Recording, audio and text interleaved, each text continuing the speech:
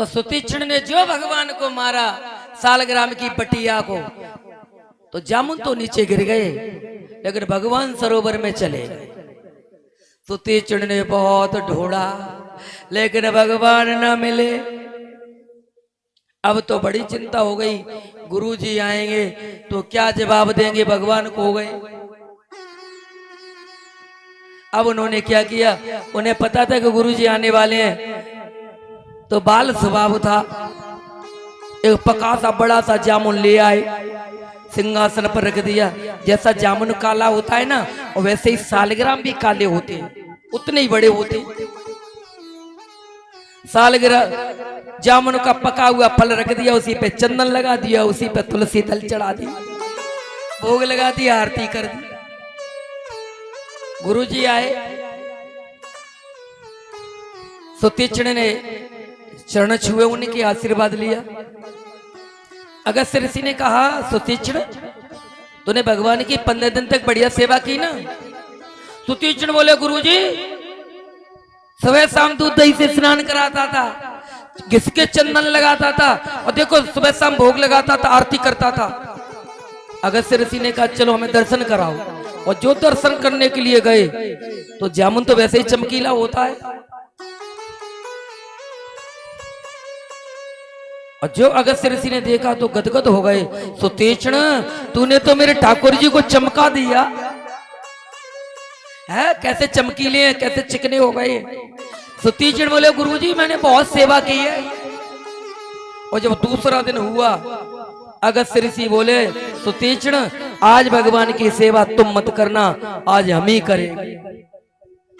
दूध दही की कटोरियां भर भर के रख दी, और जो अगस्त्य ऋषि ने ठाकुर जी को हाथ में लिया, और जो दूध डाल करके ऐसे मला, तो जामुन का छिलका उतर गया, पका हुआ जामुन। अगस्त्य ऋषि समझ गए सब कहानी। अगस्त्य ऋषि को आया क्रोध, उन्होंने कहा, ए सुतीक्षण। सुतीक्षण दूर से ही बोले, हाँ गुरुजी क्या बात है, कहा मेरे पास आ। सुतीक्षण पास आ गए, बता ठाकुर मेरे भगवान कहाँ है। सुतीक्षण बोले, गुरुजी यही तो भगवान है, इनको ही तो तुम छोड़ करके गए थे। अगस्त्य ऋषि बोले, अच्छा झूठ बोलता है, ये भगवान है तो इनका छिलका कैसे उतर गया। सुतीक्षण रोने लगे। सुतीक्षण रो करके बोले, गुरुजी हमें क्या पता छिलका कैसे उतर गया, हमने तो बहुत सेवा की है, पुण्य पुण्य चंदन पुण्य पुण्य पानी, और सालिग्राम गल गए हम का जाने। अगस्त्य ऋषि ने उठाया डंडा, भाग यहां से,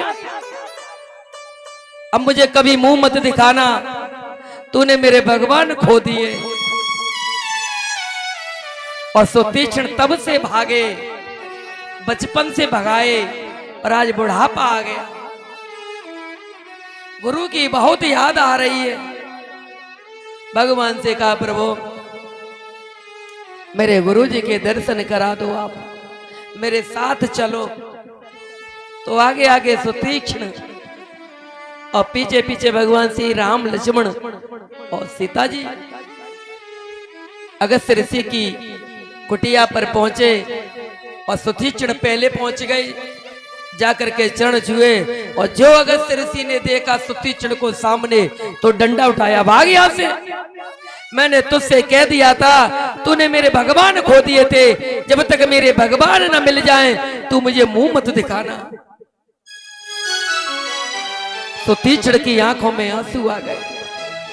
कहा, गुरुजी भगवान को ही तो लेकर के आया हूं, आप एक बार मेरे साथ बाहर तो चलो। और जैसे ही अगस्त्य ऋषि बाहर आए, दरवाजे पर, कुटिया के दरवाजे पर भगवान श्री राम, सीता जी और लक्ष्मण खड़े हैं। अगस्त्य ऋषि गदगद हो गए, सुतीक्षण को अपनी छाती से लगा लिया। बेटा सुतीक्षण, आज तूने इतिहास पलट दिया।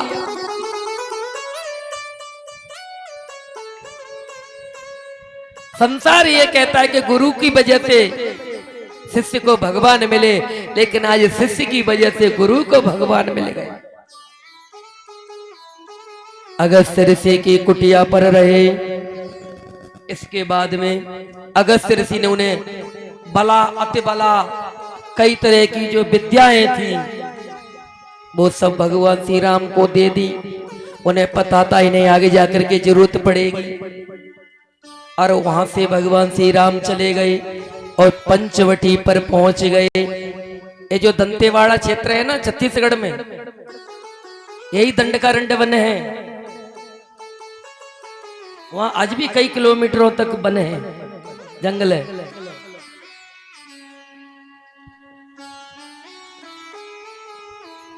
भगवान पहुंच गए गोदावरी के तट पर पंचवटी में रहने लगे। और एक दिन श्रीमती शूर्पणखा जी आ गई। रुचिर रूप धरे प्रभु पई आई, रुचिर रूप धरे प्रभु पई आई।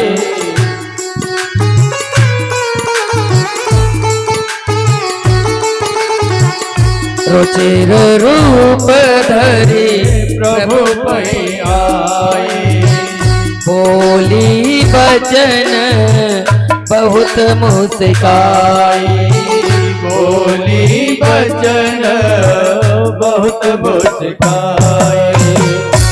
शूर्पणखा आ गई पंचवटी में। ये भगवान के चरित्र इतने मधुर है, इनसे कभी जीव तृप्त नहीं हो सकता। और जो तृप्त हो गया वो समझ लो उसने कथा का रस समझा ही नहीं।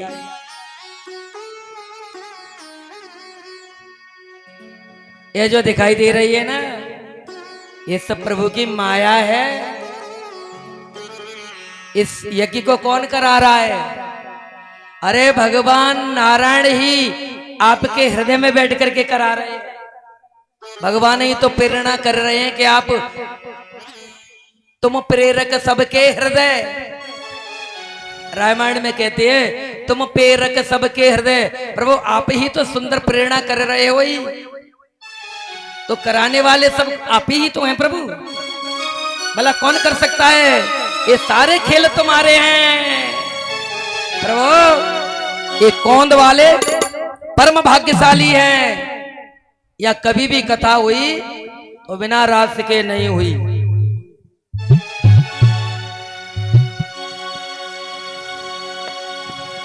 इनमें इतनी बढ़िया एकता है, इतनी सुंदर व्यवस्था है इनकी।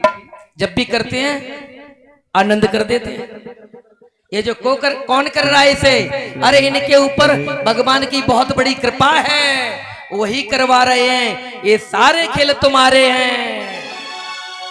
ये सारे खेल तुम्हारे हैं। जग कहता खेल नसीबों का, मैं तुमसे ज्यादा क्या मांगू, मैंने सुना तू यार गरीबों का। तुझसे ज्यादा क्या मांगू, मैंने सुना तू यार गरीबों का। थोड़ी आवाज बढ़ाओ।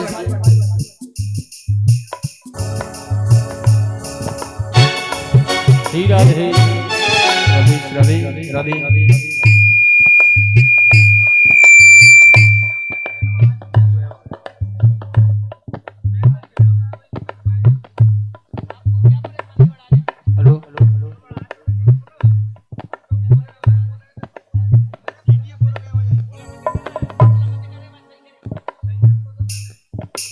नहीं बजे आज की बाजी पे राधे। ये सारे खेल तुम्हारे हैं, सारे खेल तुम्हारे हैं। कहता खेल नसीबों का, मैं तुमसे ज्यादा क्या मांगू, मैंने सुना यार गरीबों का। मैं तुझसे ज्यादा क्या मांगू, मैंने सुना तू यार गरीबों का। मैं तुमसे ज्यादा क्या मांगू, मैंने सुना तू यार गरीबों का। मैं तुमसे ज्यादा क्या मांगू, मैंने सुना तू यार गरीबों का।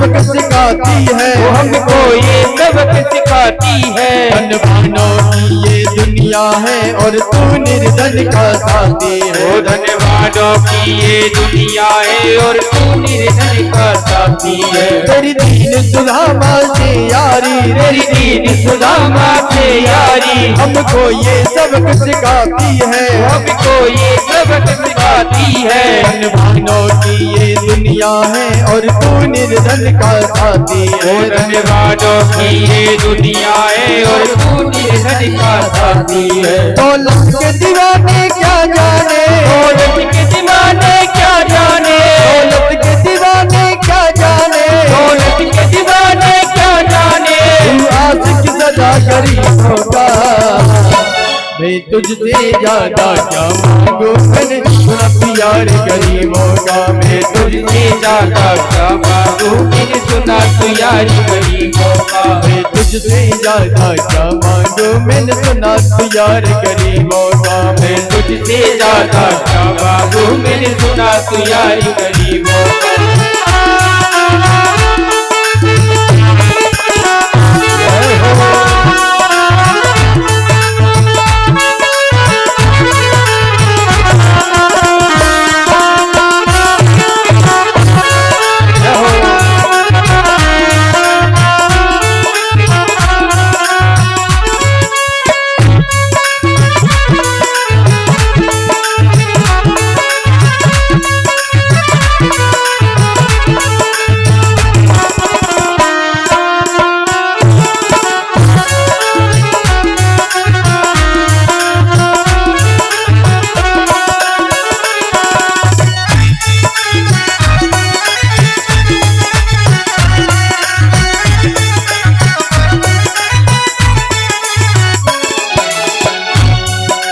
सीने दौलत ठुकरा करे, सीने दौलत ठुकरा करे। तेरे सा बेटा पाया था, तेरे सा बेटा पाया था। तूने कदम कदम पर काना बेटे का धर्म निभाया था। तूने कदम कदम पर काना बेटे का धर्म निभाया था। हर सीने दौलत ठुकरा कर, सीने दौलत ठुकरा कर तेरे सा बेटा पाया था, तेरे सा बेटा पाया था।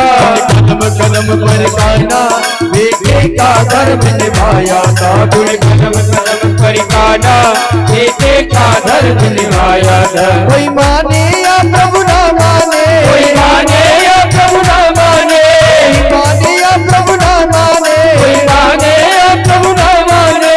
तू करतार गरीबों का, मैं तुझसे ज्यादा क्या मांगू, मैंने सुना तो यार गरीबों का। तुझसे ज्यादा मांगू, मैंने सुना तू यार गरीबों का। मैं तुझसे ज्यादा क्या मांगू, मैंने सुना तो यार गरीबों का। मैं तुझसे ज्यादा मांगू, मैंने सुना तू यार गरीबों का। भगवान तो उसके हैं जो भगवान का है। भगवान से अपना रिश्ता जोड़ लो, उन्हें अपना बना लो। कोई जरूरी नहीं है कि भगवान विद्वान को ही मिलते हों, या किसी उच्च कुल वाले को मिलते हों, या ज्यादा पढ़े लिखे को मिलते हों, या किसी धनवान को मिलते हों। अरे भगवान तो उसको मिलते हैं जो भगवान का है। भगवान पंचवटी पर आ गए और एक दिन श्रीमती सुपर्णखा जी आ गई। रुचिर रूप धर प्रभु पई आई और बोली बचन बहुत मुस्काई। सुपर्णखा सुंदर भेष बना करके आई। ये सुंदर है नहीं, लेकिन सुंदर बनावटीपन से सुंदर भेष बना करके आई। और भगवान तो पहले ही कहते हैं निर्मल जन मन सो मोहि पावा, अमोई कपट चल छिद्र न भावा। एक कपट से सुंदर बन करके आई और बोली बचन बहुत मुस्काई। और बोली कम और मुस्काई ज्यादा। ये लंका के संस्कार हैं। भगवान श्री राम ने देखा एक निर्जन वन में एक स्त्री घूम रही है। यहाँ दूर दूर तक कोई बस्ती नहीं है, कोई गांव नहीं है, ये दंडकारण्य वन्य क्षेत्र है, ये जनविहीन क्षेत्र है, और एक स्त्री का इस तरह से वन में घूमना आश्चर्य की बात है। भगवान राम जी ने पूछा, देवी या दूर दूर तक कोई वस्ती नहीं है, कोई मानव वस्ती नहीं है, और आप वन में अकेली कैसे घूम रही हैं? शूर्पणखा बोले, अपने लिए पति खोज रही हूं। भगवान श्री राम ने कहा, पति खोजने का काम तो पिताजी का होता है, तो तुम क्यों खोज रही हो? शूर्पणखा बोली, पिताजी ने तो बहुत खोजे लेकिन पसंद नहीं आया। भगवान हंसने लगे, अब जब खुद ही देखने के लिए निकली हो तो कोई ना कोई तो पसंद आ ही जाएगा। शूर्पणखा बोली, आ क्या जाएगा, मैं तो आ भी गया। भगवान श्री राम बोले, कौन? बोले, आप।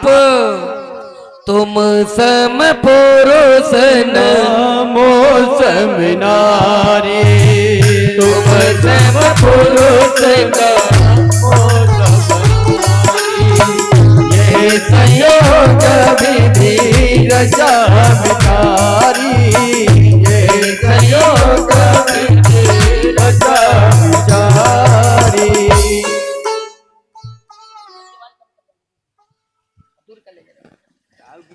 शूर्पणखा ने कहा, तुम सम पुरुष नमो सम नारी, तुम्हारे जैसा संसार में कोई पुरुष नहीं है। ब्रह्मा जी प्रसन्न हो गए। चलो लंका में किसी ने तो भगवान राम को पहचाना।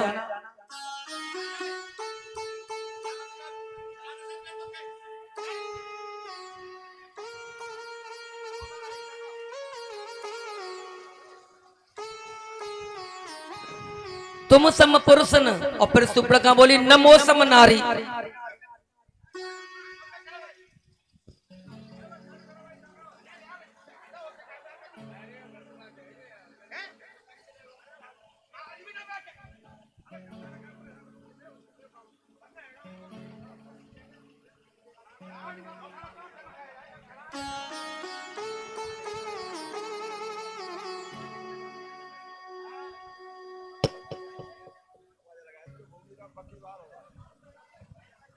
मैंने तो नाम भी नहीं सुन पाया आपको।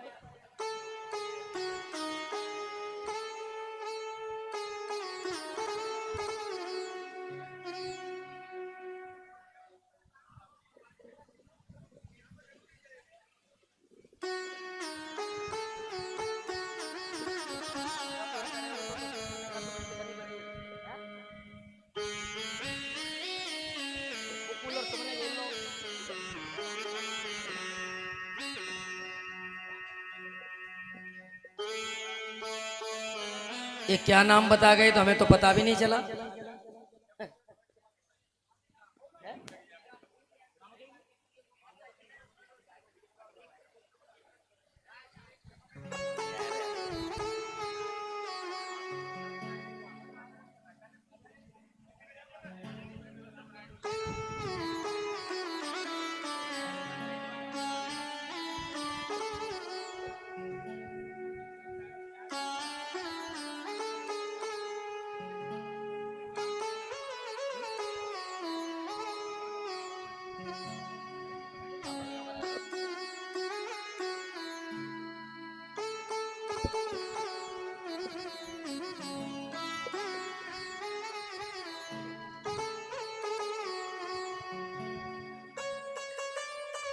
शूर्पणखा बोली, अच्छा जी ये क्या नाम बता गए तो हमें तो पता भी नहीं रहा।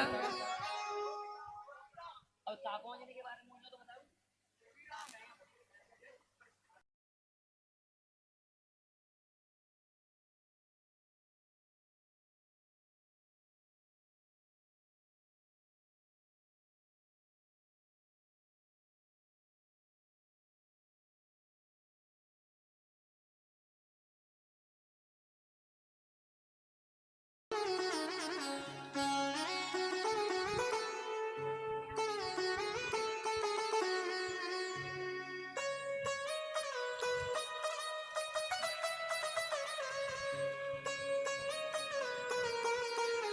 गोविंद मेरो है, गोपाल मेरो है, गोविंद मेरो है, गोपाल मेरो है, गोविंद मेरो है, गोपाल मेरो है, गोविंद मेरो है, गोपाल मेरो है।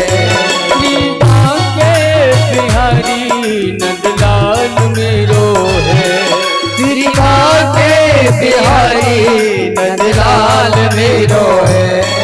कृपा के बिहारी नंदलाल मेरो है, श्री माँ के बिहारी नंदलाल मेरो है। गोविंद मेरो है, गोपाल मेरो है, गोविंद मेरो है, गोपाल मेरो है।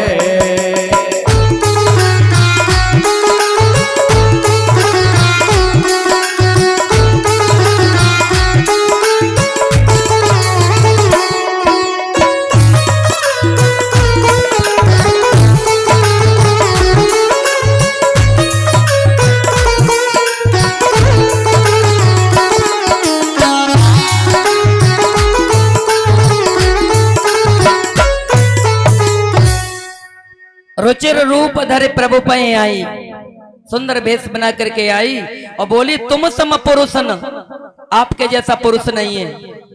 ब्रह्मा जी प्रसन्न हो गए, चलो लंका में भगवान को किसी ने तो पहचाना, लेकिन फिर बोली न मौसम नारी, न मेरी जैसी संसार में कोई स्त्री है। ब्रह्मा जी ने सिर पकड़ लिया, हाय राम ये क्या कह रही है। और फिर बोली यह संयोग विधि रचा बिचारी, मेरा तुम्हारा साथ विधाता ने सोच समझ करके लिखा है। ब्रह्मा जी बोले एरी झूठी, हमने तेरा भगवान के साथ में कब विवाह लिखा था, कब साथ लिखा था जो तू कह रही है कि यह संयोग विधि रचा बिचारी। सूर्पणखा बोली वो जनक जी कह नहीं रहे थे जनकपुर में कि लिखा न विधि वेद ही विवाहु, शायद मेरी बेटी सीता के भाग्य में विधाता ने विवाह नहीं लिखा, तो सीता के भाग्य में नहीं लिखा तो मेरी भाग्य में लिखा होगा फिर। और सूर्पणखा तो सही कह रही थी, तुम सम पुरुष नमो सम नारी। सूर्पणखा के जो पति थे ना विद्युत जीव, वह एक बार रावण ने उन्हें मार दिया था, सूर्पणखा को विधवा कर दिया था। तो सूर्पणखा बड़ी दुखी हुई और रोती हुई लंका में आई और भरे दरबार में रावण से कहा दशानन, संसार का ऐसा कोई भाई नहीं है जो अपनी बहन को विधवा कर दे, लेकिन तू है, तूने मेरा सुहाग उजाड़ दिया। दशानन रावण मैं बहुत दुखी हूं, मैं ये संकल्प करती हूं जब तक मैं पूरी लंका को विधवा नहीं करवा दूंगी और तब तक मैं चैन से नहीं बैठूंगी। उधर भगवान का भी प्रण है, निश्चरहीन करो मही, मुझे उठाए प्रण कीन, इस भूमि को निशाचरों से हीन कर दूंगा।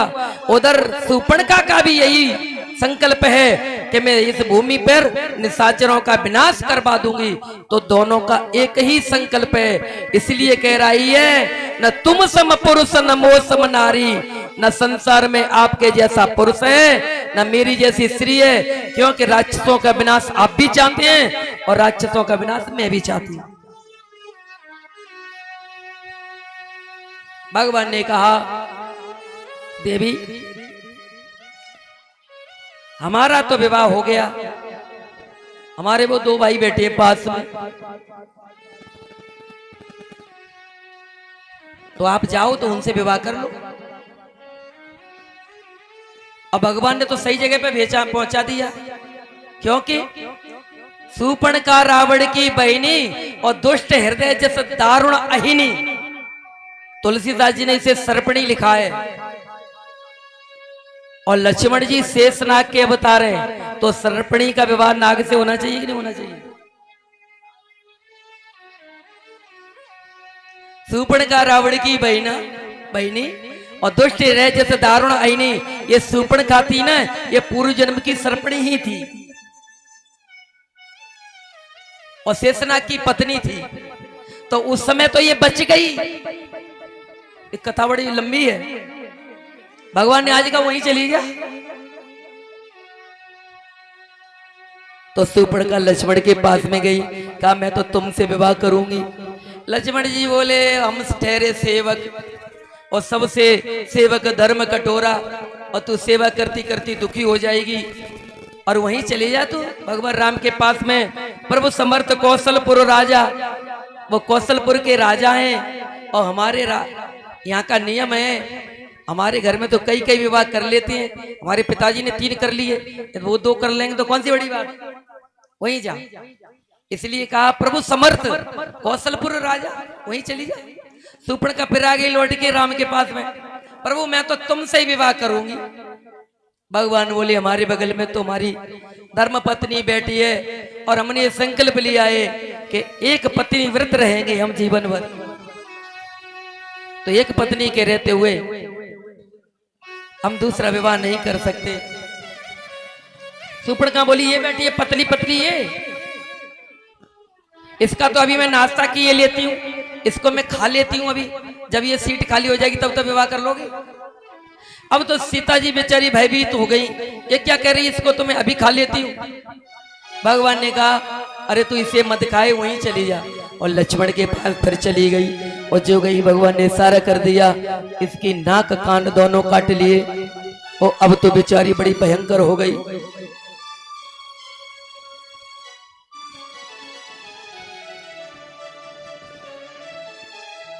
नासिका श्रवण और नासिका कहते हैं नाक पिनाक संग पदारे, स्वर्गलोक से कहते हैं नाक, और श्रवण कहते हैं वेद से। इसका सुति मार्ग और देव मार्ग दोनों बंद कर दिए भगवान ने।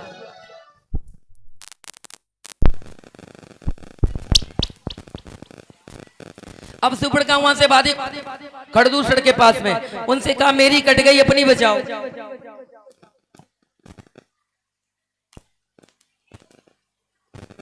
खड़दूसर को ला करके मरवा दिया और फिर दौड़ी दौड़ी गई लंका में। रावण से कहा दशानन तोरे जियत दस कंदर, तेरे जीते मेरी ये गति हो रही है। सब कहानी बता दी। रावण ने मामा मारीच से कहा मामा तुम सोने का मृग बन के पंचवटी में चलो, हमें सीता का हरण करना है। मारीच जानते थे भगवान की शक्ति को, उन्होंने कहा एक बार मुझे बिना फड़ का बाण मार दिया था तो मैं 400 कोस दूर आकर के लंका में गिरा था, और अब की बार मैं कहीं भूल से पहुंच गया तो अब की बार तो ऊपर चला जाऊंगा।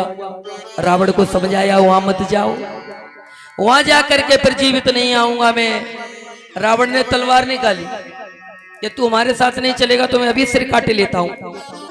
रावण ने सोचा मरना तो दोनों विधि है, वहां गए तो भगवान मार देंगे और नहीं गए तो रावण मार देंगे।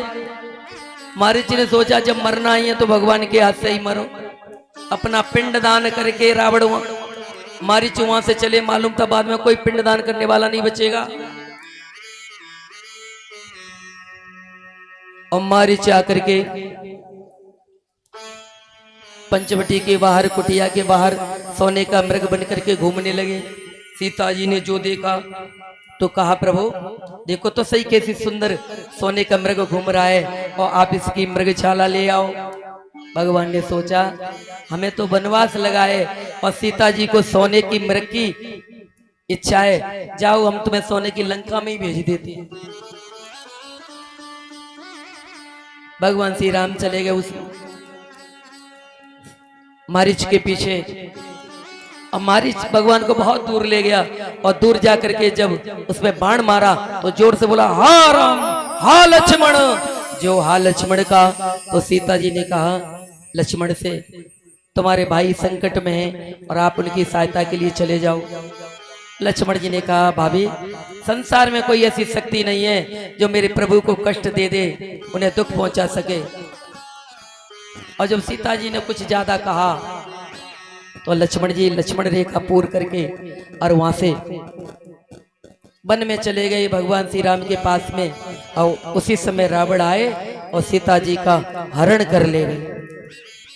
जटायु मिले, जटायु के दोनों पंख काट दिए और सीता जी को ले जा करके लंका की अशोक वाटिका में स्थापित कर दिया, पहुंचा दिया। और जब भगवान लौट करके आए तो देखा कुटिया सूनी है, तो फूट फूट करके रोए। हे खग मृग हे मधुकर से, हे खग मृग मधुकर तुम देखी सीता मृग नयनी तुम देखी सीता। भगवान बोले हे खगम हे मृग मधुकर सेनी, और तुम देखी सीता मृग नैनी। केवल तीन को ही पूछा, खग मृग और मधुकर। क्यों?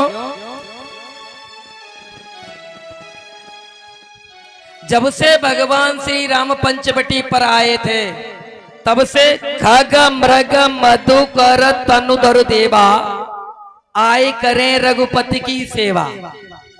जितने स्वर्ग के देवता थे वो खग पक्षी, मृग और मधुकर भौरा, ये तीन का रूप बना करके और पंचवटी के आसपास रहते थे। और जब लक्ष्मण जी गए तो बनदिसि देव सौंप सब काऊ, देवताओं को सौंप करके गए थे, जो पक्षी के रूप में, मृग के रूप में और भौरे के रूप में पंचवटी के आसपास रहते थे। और जब सीता जी का हरण हो गया और जब भगवान रोए तो तीन को ही पूछा कि सीता जी कहाँ गई, क्योंकि आपको सौंप करके गई। हे खग मृग हे मधुकर श्रेणी, हे खग मृग हे मधुकर श्रेणी तुम देखी सीता मृग नयनी तुम देखी सीता मृग नयनी। हा गुण खान जान की सीता। भगवान बड़ी जोर जोर से रोए, जैसे बिरही रोता है, कोई कामी पुरुष रोता है।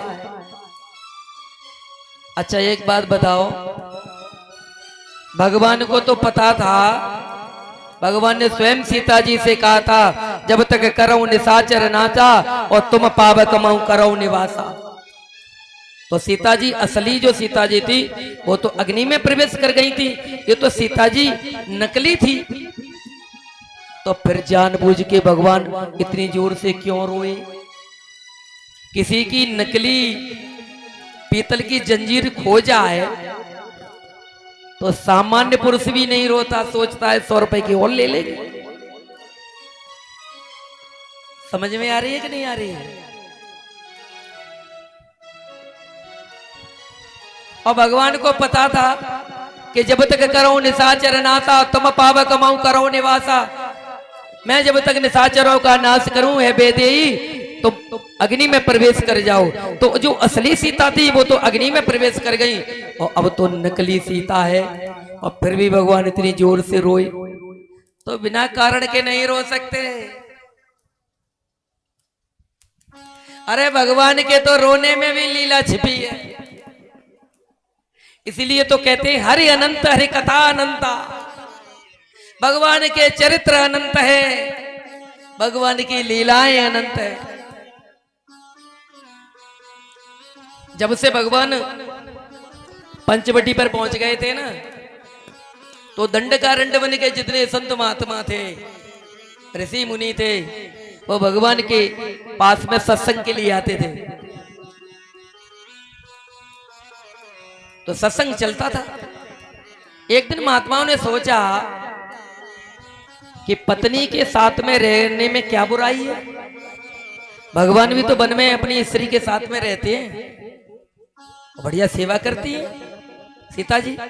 अब महात्माओं ने सोचा यदि हम भी विवाह कर लें और पत्नी के साथ में वन में रहें तो क्या बुराई है, क्योंकि भगवान भी तो पत्नी के साथ रह रहे हैं।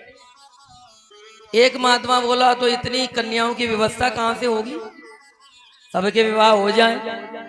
दूसरा बोला ये पहाड़ कब काम आएंगे, बड़े बड़े पत्थर उठा लो और छेनी हथौड़ों से आकृति बना लो, और एक दिन भगवान को बुलाएंगे और सबसे चरण छुपाएंगे। तो जैसे गौतम की नारी पत्थर की शिला बनी पड़ी थी, वैसे ही वो सब शिलाएं स्त्री बन जाएंगी और सबका गर्भ से जाएगा। ये हम अपनी तरफ से नहीं कह रहे, ये तुलसीदास जी कह रहे हैं कवितावली में।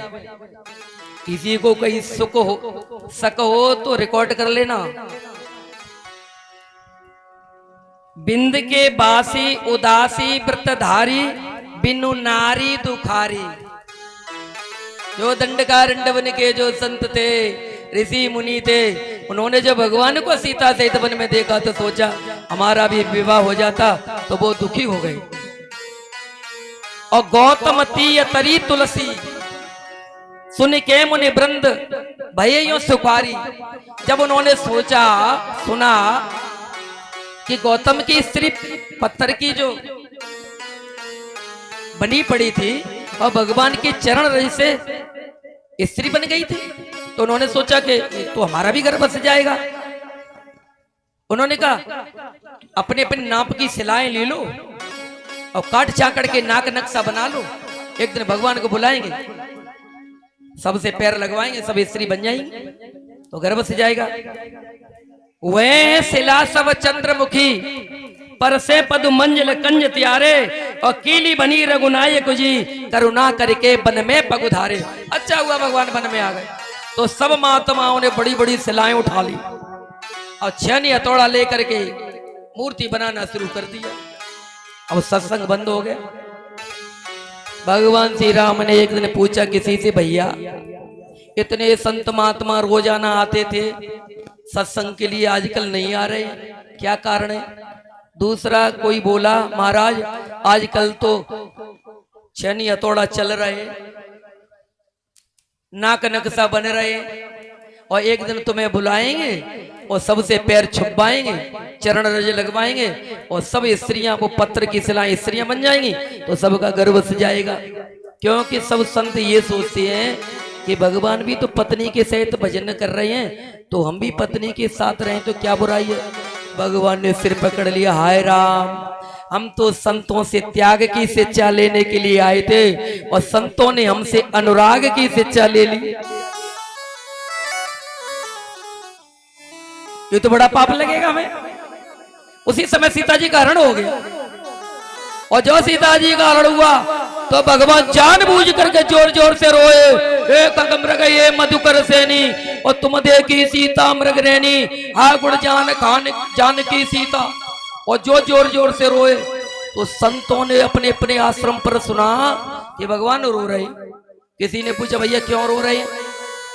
दूसरे ने बताया उनकी पत्नी का हरण हो गया। महात्मा ने सोचा अच्छा, हमने तो ये कभी सोचा भी नहीं कि पत्नी का भी हरण हो जाता है। उन्होंने सोचा जब भगवान के पास में धनुष बाण है, जब भगवान अपनी पत्नी की रक्षा न कर पाए तो हम अपनी अपनी पत्नियों की रक्षा कैसे करेंगे। उन्होंने कहा फेंको इन शिलाओं को जो मूर्ति बना रखी थी, बहुत साहब गोदावरी पा दी। इसलिए भगवान जानबूझ करके रोए थे। खोजते हुए चले, आगे जाकर के जटायु का उद्धार किया, समय कम है, और जाकर के सबरी के आश्रम पर पहुंच गए। सबरी भगवान की कब से प्रतीक्षा कर रही थी मालूम है आपको? जब भगवान का जन्म भी नहीं हुआ था तब से। लोग कहते हैं कि भगवान रावण को मारने के लिए गए थे वन में। यदि रावण को मारने के ही लिए जाते तो चारों भाई अयोध्या से सेना सजा के ले जाते और लंका पर चढ़ाई कर देते। और यदि आप ये सोचे कि भगवान संत महात्माओं को दर्शन करने के लिए गए थे वन में, तो अयोध्या में बड़ी बड़ी यज्ञ करते और सभी ऋषियों मुनियों को वहीं बुलाते। भक्तजन कहते हैं यदि सबरी बनवासी न होती तो भगवान भी बनवासी नहीं बनते। ये सबरी की विकट तपस्या है। सबरी कब से इंतजार कर रही है, जब भगवान का जन्म भी नहीं हुआ था। ये सबरी थी ना, ऐसे कुछ लोग भील नहीं कहते हैं, कुछ सबरी कहते हैं, कोई बनवासी कहता है। सबर जात में इसका जन्म हुआ, वन में इसका जन्म हुआ। ये पूर्व जन्म की रानी थी सबरी। ये जो सबरी थी ना, ये पूर्व जन्म की रानी थी। एक बार प्रयागराज में कुंभ का मेला लगा, तो रानी अपने पति के साथ कुंभ के पर्व के स्नान के लिए गई। जो पर्व वाला दिन था ना, बड़े बड़े भक्त, बड़े बड़े साधु महात्मा कीर्तन करते हुए, चिमटे बजाते हुए और त्रिवेणी के स्नान के लिए जा रहे हैं, नाचते गाते हुए। तो रानी ने अपने पति से कहा, प्रभु यह तुम्हारी इच्छा हो, तुम्हारी आज्ञा हो, तो मैं भी भक्तों के बीच में नाच लूं, मैं भी कीर्तन कर लूं जाकर के। राजा ने कहा, रानी तुम कोई सामान्य नारी नहीं हो, तुम राजमहिषी हो। राजकुल की कुछ मर्यादाएं होती हैं, कुछ बंधन होते हैं, इसलिए तुम सबके साथ में नहीं नाच सकती। तो बेचारी रानी मन मार करके रह गई, कीर्तन में नहीं जा पाई। जब रानी स्नान के लिए गई पर्व के, तो स्त्रियों का घाट अलग होता था पहले स्नान के लिए। तो रानी जानबूझ करके त्रिवेणी के संगम में भीतर चली गई जल में, और रानी डूबने लगी। और डूबते समय रानी ने कहा, प्रभु मैं तो डूब रही हूं, क्यों इस जीवन को लेकर के मैं क्या करूंगी, मैं भक्तों के साथ में नाच ना सकूं, मैं भक्तों के बीच में कीर्तन न कर सकूं, तो मेरा रानी बनना बेकार है।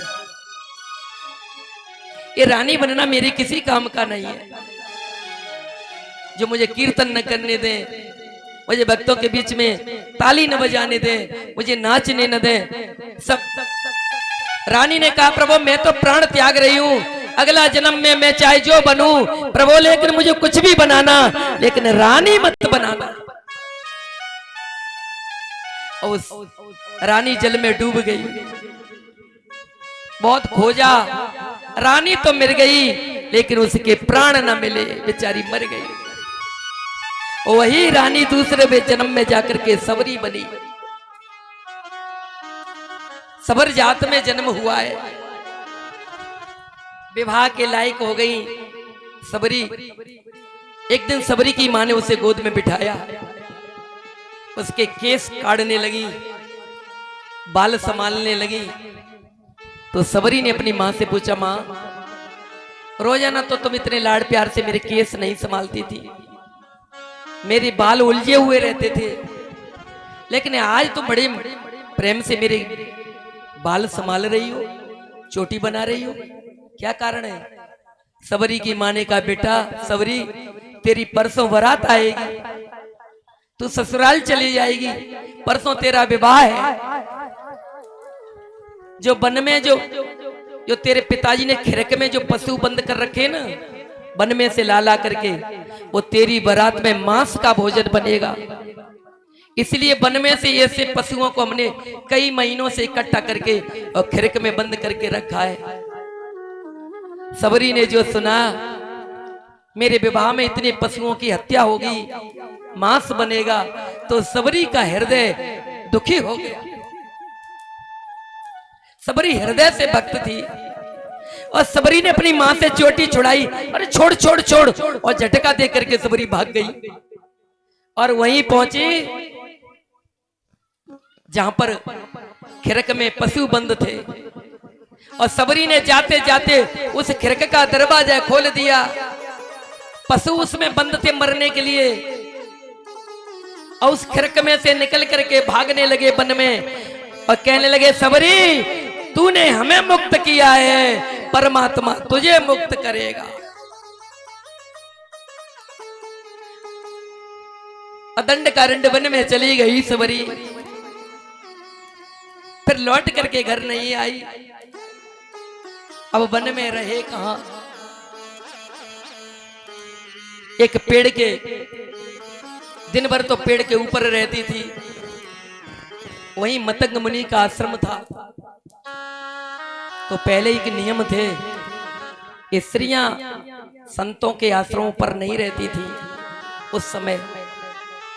तो बेचारी रहेगा, दिन भर तो पेड़ पर चढ़ी रहती, और रात जब हो जाती तो नीचे उतर के आती, एक झाड़ू उठाती और मतंग मुनि के आश्रम में झाड़ू लगा करके, और जैसे ही 4 बजे थे और फिर पेड़ पे चढ़ जाती। रोजाना यही काम करती थी। मतंग मुनि ने देखा कि कोई सेवा तो करता है लेकिन दिखाई नहीं पड़ता, कि रोजाना कौन झाड़ू लगाता है। मतंग मुनि ने अपने सेवकों से कहा, झाड़ियों में छिप जाओ चारों तरफ, और ये देखो रात्रि में कौन सेवा करने के लिए आता है। तो मतंग मुनि के जो सेवक थे, शिष्य थे, वो झाड़ियों में छिप गए चारों तरफ। और जैसे ही आधी रात हुई, और बेचारी सवरी पेड़ से नीचे उतर के आई, झाड़ू उठाया, और जो झाड़ू लगाने लगी तो शिष्यों ने उसे पकड़ लिया, घेर लिया। सवरी रोने लगी, हमसे बहुत बड़ी गलती बन गई, हमें आपके आश्रम में नहीं आना चाहिए था, हमें क्षमा कर दो, हम फिर कभी नहीं आएंगे। शिष्यों ने कहा, तुम गुरुजी के पास चलो, और सबरी को पकड़ करके गुरुजी के पास ले गए। मतंग मुनि ने जो देखा, एक विवाह योग्य कन्या सामने खड़ी है। मतंग मुनि ने पूछा, बेटी तू कौन है? सबरी की आंखों में आंसू आ गए। सबरी ने कहा, मैं सबरी हूं। मतंग मुनि ने कहा, बेटी इस वन में तो दूर दूर तक कोई बस्ती नहीं है, और तू कहां रहती है? सबरी बोली, प्रभु संसार में मेरा मन नहीं लगता, और वन में मैं कहां रहूं, कोई ठिकाना नहीं है। तो मैं दिन भर पेड़ पर चढ़ करके चढ़ी रहती थी, और जब रात हो जाती थी तो आपके यहाँ झाड़ू लगा करके चली जाती थी। और प्रभु आज मेरी ये सेवा भी छूट गई, मुझे क्षमा कर देना, मैं कभी नहीं आऊंगी। मतंग मुनि का हृदय द्रवित हो गया। मतंग मुनि ने कहा, बेटी तू यहीं मेरे पास रह ले, इसी आश्रम पर रुक जा तू। सबरी ने कहा, प्रभु संसार तुम्हें दोष लगाएगा, तुम्हें कलंक लगाएगा, इसलिए मेरा रहना यहाँ ठीक नहीं है। मतंग मुनि ने बहुत सुंदर बात कही। मतंग मुनि ने कहा, बेटा सबरी, मैंने तुझसे बेटी कहा है, यदि बेटी पिता के घर रहे तो कोई हर्ज नहीं है। दूसरी बात, मेरा नाम है मतंग, और मतंग कहते हैं हाथी को। उन्होंने कहा, मेरा नाम मतंग है, संसार के कुत्ते चाहे कितने ही भौंके, लेकिन हाथी कभी अपनी चाल नहीं बदलता। संसार क्या कहेगा मुझसे, इसकी तू चिंता मत कर, यहीं रहे। तो पास में ये घास फूस की कुटिया बना दी, और सबरी उसी में रहने लगी।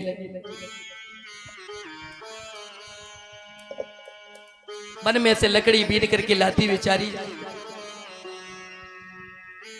एक दिन मतंग मुनि का अंतिम समय आ गया, परलोक जाने लगे, तो सभी शिष्य मतंग मुनि के सामने हाथ जोड़ करके खड़े हैं।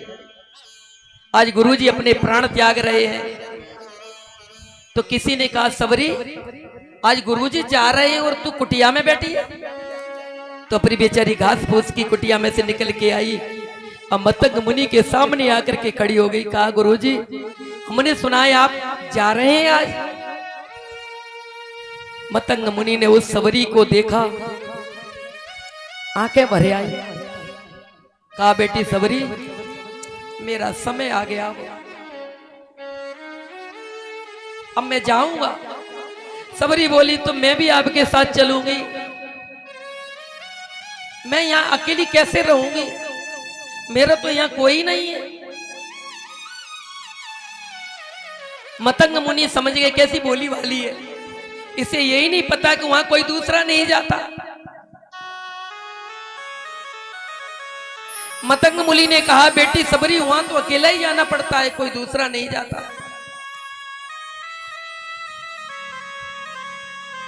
सबरी बोली गुरुजी आप चले जाएंगे तो मैं कहां रहूंगी। मतंग मुनि ने कहा बेटी तू कहीं मत रहना, यहीं रहना, इस कुटिया को छोड़ करके तू कहीं मत जाना, मेरे जाने के बाद तू यहीं रहना। सबरी ने कहा गुरुजी आप तो भगवत भक्त हैं, तपस्वी हैं, तो आप का तो उद्धार हो जाएगा, आपको तो भगवान के दर्शन वहां हो जाएंगे, लेकिन गुरुजी मेरा उद्धार कैसे होगा, मेरा कल्याण कैसे होगा, मुझे भगवान के दर्शन कैसे होंगे। मतंग मुनि ने कहा बेटी सबरी ये गुरु का आशीर्वाद है, एक पिता का आशीर्वाद है, तुझे भगवान के दर्शन हो जाएंगे। सबरी ने पूछा मैं उन्हें कहां ढूंढूंगी, कहां मिलेंगे वो। मतंग मुनि ने कहा तू कहीं मत जाना, भगवान तुझे यहीं ढूंढ करके आ जाएंगे। कैसे होंगे वो। मतंग मुनि ने कहा वनवासी स्वरूप होगा उनका, सिर पर जटाएं होंगी, धनुष बाण लिए होंगे, दोनों भाई यहाँ आएंगे तेरे यहाँ।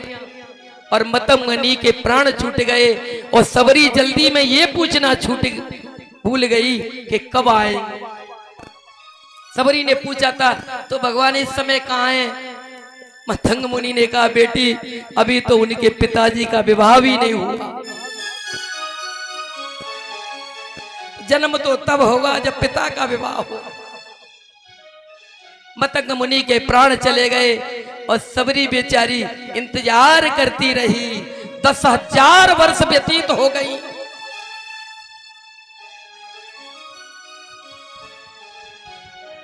अब सबरी रोजाना सोचती थी आज ही आएंगे, तो रोजाना जाती वन में और छोटे छोटे पेड़ होते हैं ना लाल वाले, वो तोड़ करके लाती थी सबरी। लोग कहते हैं कि वो झूठे बेर देती थी, नहीं, एक पेड़ का एक ही बेर चखती थी। जिस पेड़ के मीठे बेर होते थे सबरी उनको लेती थी, और जिस पेड़ के खट्टे बेर होते थे उनको नहीं लेती थी। रोजाना मार्ग में झाड़ू बिछा लगाती, फूल बिछाती, और जब शाम हो जाती तो आंखों में आंसू भर लाती, आज भी नहीं आए। लेकिन गुरु के वचन पर विश्वास है, आएंगे जरूर। 10,000 वर्ष व्यतीत हो गई और सबरी पर बुढ़ापा छा गया, कमर झुक गई, हाथ में लाठी डंडा आ गया, कमर झुक करके बेचारी जाती थी वन में और रोजाना इंतजार कर रही हैं किसी दिन भगवान आएंगे तो मेरी इस घास फूस की कुटिया के झोंपड़ी के भी भाग्य खुल जाएंगे, ये भी पवित्र बन जाएगी, ये भी तीर्थ बन जाएगी, मैं उनकी सेवा करूंगी, मैं उन्हें बेर खिलाऊंगी। मेरी झोंपड़ी के भाग्य आज खुल जाएंगे, राम आएंगे। ताली बजा के भाग्य आज खुल जाएंगे, राम आएंगे। मेरी झोंपड़ी के भाग्य आज खुल जाएंगे, राम आएंगे। राम आएंगे, आएंगे, राम आएंगे। ओ राम आएंगे, आएंगे, राम आएंगे। राम आएंगे, आएंगे, राम आएंगे। राम आएंगे, आएंगे, राम आएंगे। मेरी झोंपड़ी के भाग्य आज खुल जाएंगे, राम आएंगे। तेरी झोंपड़ी के भाग्य आज खुल जाएंगे, राम आएंगे। हो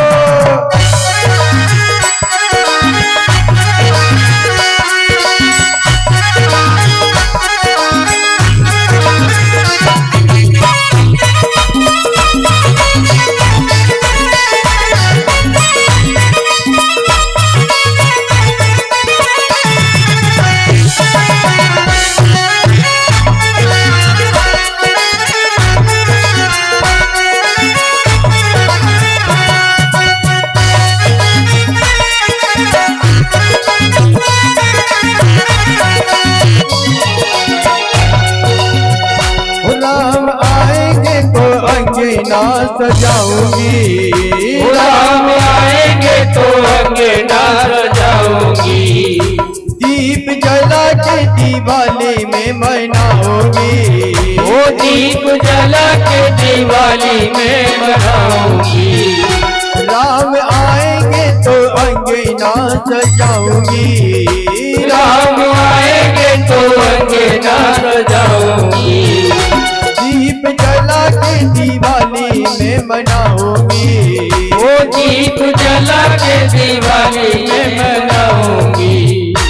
मेरे जन्मों के सारे पाप मिट जाएंगे। राम आएंगे। तेरे झोपड़ी के भाग आज खुल जाएंगे। राम आएंगे। ये हो ताली बजा के भगवान की कथाओं का आनंद।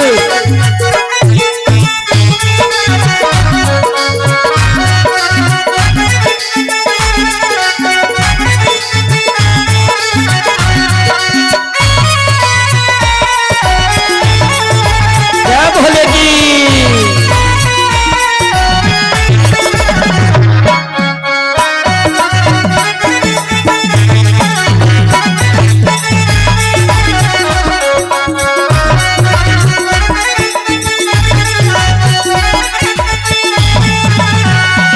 राम झूलेंगे तो बात ना भुलाऊंगी। राम झूलेंगे तो पालना झुलाऊंगी। राम झूलेंगे तो पालना झुलाऊंगी।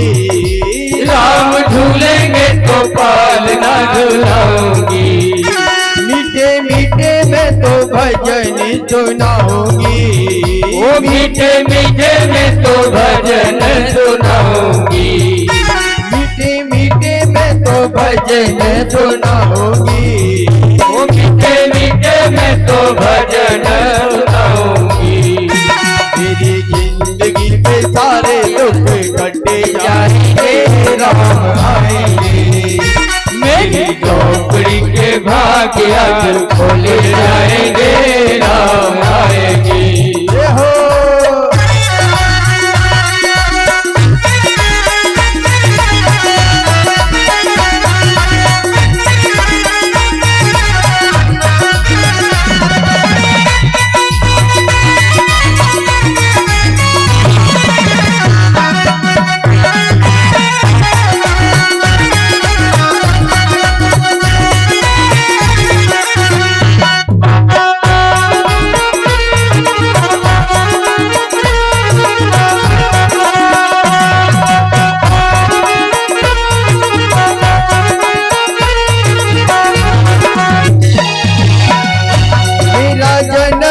सफल हो जाएगा।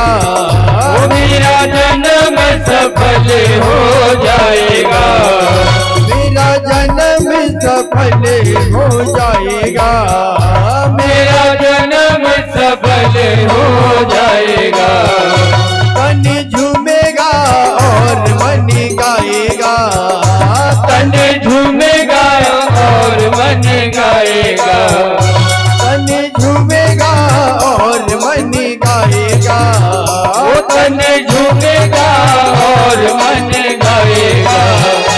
राम सुंदर मेरी किस्मत चमकाएंगे। राम आएंगे। मेरी झोपड़ी के भाग्य आज खुल जाएंगे। राम आएंगे। राम आएंगे आएंगे राम आएंगे। राम आएंगे आएंगे राम आएंगे। राम आएंगे आएंगे राम आएंगे। राम आएंगे आएंगे राम आएंगे। मेरी झोपड़ी के भाग्य खुल जाएंगे। राम आएंगे। मेरी झोपड़ी के भाग्य खुल जाएंगे। राम आएंगे। जय हो।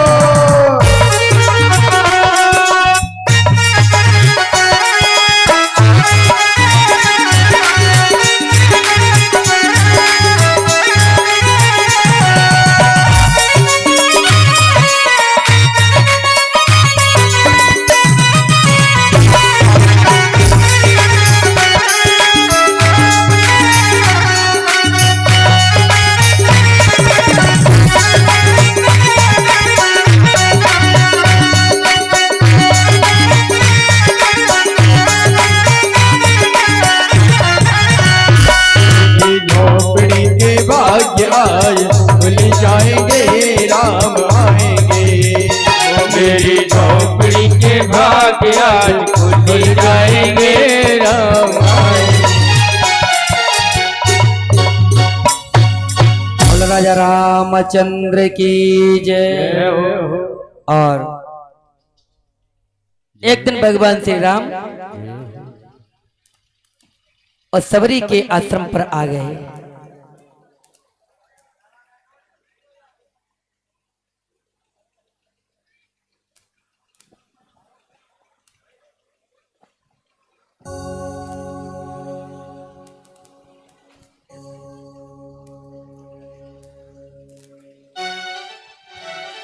सबरी ने देखा मेरे प्रभु आ गए तो गुरु की वचन ये सत्य मान करके गुरु जी को प्रणाम किया। आज गुरु की वाणी सत्य हो गई। बड़े बड़े ऋषि मुनि आए, भगवान से कहा आप हमारे कुटिया पे चलिए, हमारे आश्रम पर चलिए। भगवान ने कहा मैं तो सबरी के आश्रम पर जाऊंगा। और जैसे ही पहुंचे बेचारी बूढ़ी सबड़ी खड़ी हो गई। भगवान को एक पत्थर की शिला पर बिठाया और तो वहां कुछ था नहीं। जो पके हुए बेर थे वन में से जो ला करके रखती थी उनको खिलाया, पूजा की, हाथ जोड़ करके प्रार्थना की। भगवान ने उन्हें नवदा भक्ति का उपदेश दिया। बड़ी सुंदर कथाएं नवदा भक्ति की। हरि अनंत हरि कथा अनंता। भगवान के चरित्र अनंत है। सबरी ने कहा प्रभु आपने मुझे मान दिया है, संसार सबको छोड़ करके, बड़े बड़े तपस्वियों को छोड़ करके आप मेरी कुटिया पर आए तो मैं आपको हनुमान का पता बताती हूं। और कहा यहाँ से आप थोड़ी दूर जाओगे तो पंपा सरोवर है, वहां पर आपको हनुमान से आपकी मिलन होगा। भगवान तो चले गए और सबरी इसके बाद परलोक पधार गए।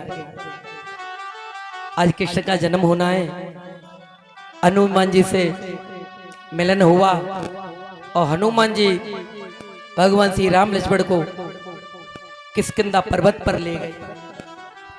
सुग्रीव से मित्रता कराई, बाली का वध हुआ और इसके बाद में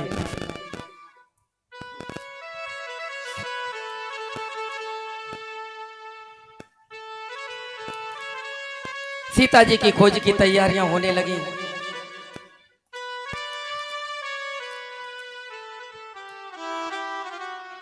तो सुग्रीव ने जितने बड़े महान जितने महान वीर थे उन सब से कहा सकल सवट मिले दक्षिण जाऊ। जितने बड़े बड़े बलवान वीर हैं सब दक्षिण की तरफ जाइए, क्योंकि सीता जी रावण का विमान इधर को ही उड़ करके गया है।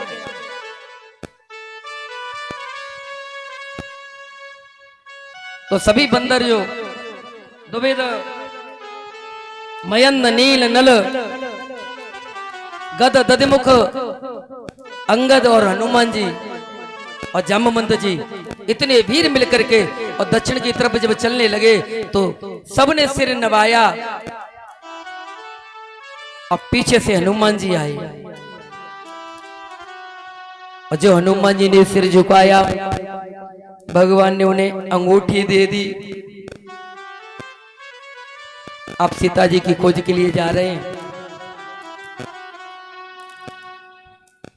तो ये अंगूठी रख ले जाओ। इसके बाद समुद्र के तट पर पहुंच गए।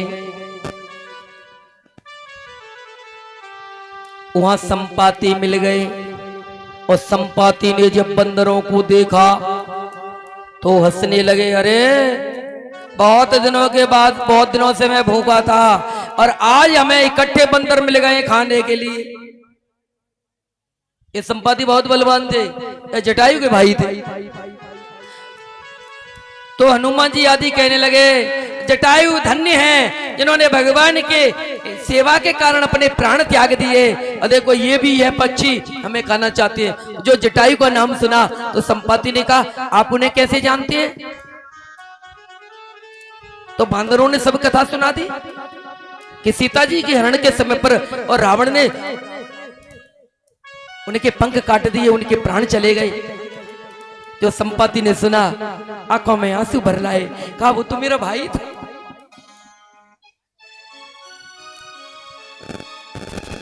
जलांजलि दी उनको, जटायु को, और कहा मैं देखता हूं सीता जी किधर है। और जो लंका की तरफ दृष्टि डाली, संपत्ति ने कहा कि सीता जी इस समय अशोक वाटिका में लंका में बैठी हैं, क्योंकि मुझे दिखाई देता है, तुम्हें नहीं दिखाई देता। गिद्ध दृष्टि अपार।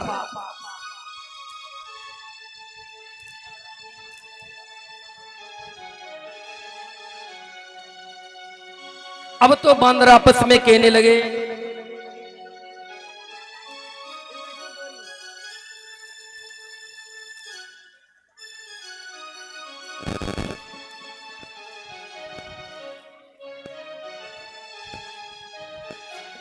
अब बांदर आपस में कहने लगे असली समस्या तो समुद्र है। जो समुद्र को पार करेगा और वही सीता जी की खोज करेगा।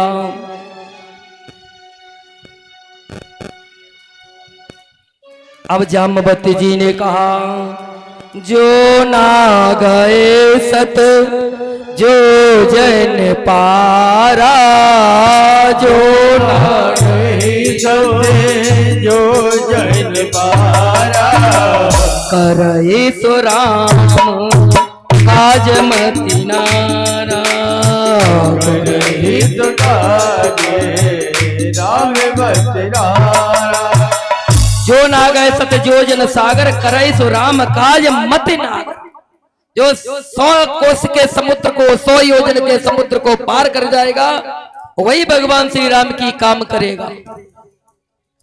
बानर बोले, वही तो हम सोच रहे थे, असली समस्या तो समुद्र है, अब इसको कौन पार करे।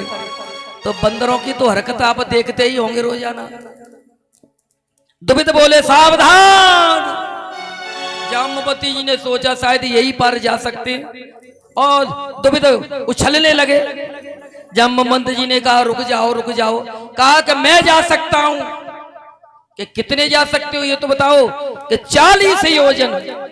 जाम्बवंत जी ने कहा चुपचाप बैठ जाओ। 100 योजन का समुद्र है और आप जा सकते हो 40 योजन, तो बीच में गिरेंगे कि नहीं गिरेंगे। वाल्मीकि रामायण में लिखा है, दुबद ने कहा मैं 40 जा सकता हूं।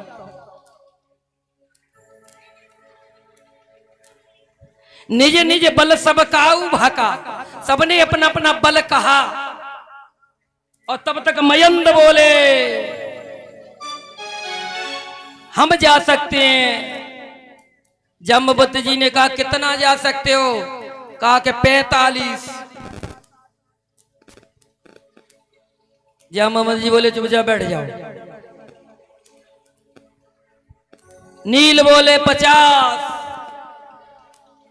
नल बोले 52, गद बोले 60, दधमुख बोले 63। अब बताओ कोई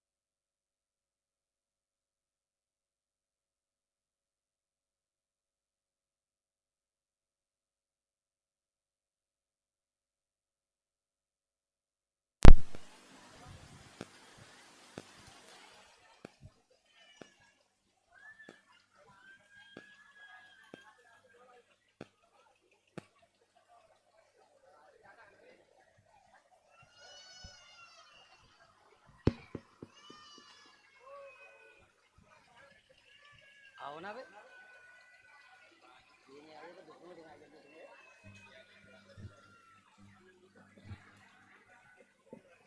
अब बताइए कोई पार जा सकता है। जामावती जी ने कहा चुपचाप बैठो साहब। अब बंदरों से आप ज्यादा देर चुपचाप बैठने की आशा कर सकते हो क्या? तब तक अंगद बोले, अंगद कहा जाऊं मैं पारा जिय संशय कछु फिर दीवारा।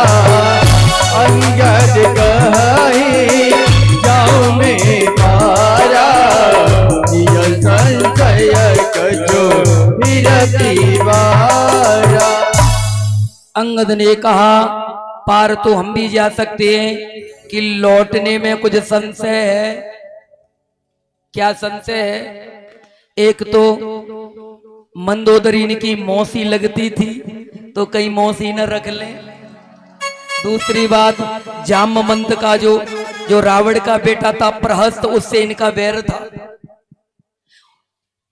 और प्रहस्त को ये वरदान था, अंगद तुम्हें कभी लड़ने के लिए आए तुम्हें मारे तो अंगद की मृत्यु हो जाएगी। तो अंगद जानते थे सबसे पहले प्रहस्त ही मिलेगा वहां। ये साथ साथ में गुरु के घर में पड़े थे तो तब की ये घटना है। तो अंगद कहा जाओ मैं पारा और जी संशय कछु फिरती बारा, लौटने में दिक्कत है। जामवंत जी ने मना किया, आप सबके नायक हैं, युवराज हैं आप, हम आपको लंका नहीं भेज सकते।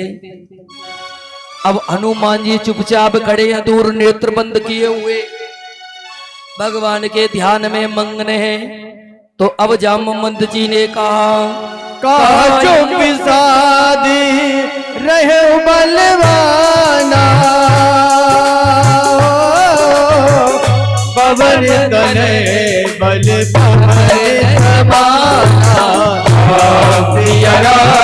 सिया राम जय जय राम।